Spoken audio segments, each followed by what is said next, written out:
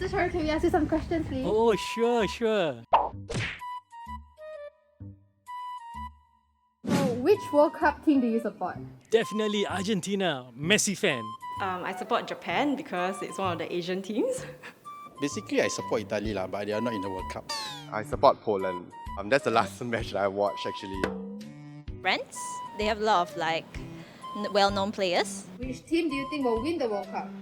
It's a toss-up between Spain, but definitely I will support Argentina. I think Japan will win the World Cup because I think they won an upset with some other country, I can't remember. I think France will win the World Cup. My favourite player is the Mbappe lah. He's a good player lah. What's your favourite World Cup match so far? Definitely all the Argentina matches. I just love watching Messi play in the field. My favourite match is the one Saudi beat Argentina. It's a very upset game for Argentina. Yeah. That's the one, 2-1. Yeah. My favourite match so far is Germany versus Japan. Japan scored the second goal, which Asano made a very sick kick. I think that's the only match I watched is Poland versus Saudi Arabia. So my advice on staying up to watch World Cup is do stay up and watch, but ensure that you get enough sleep as well.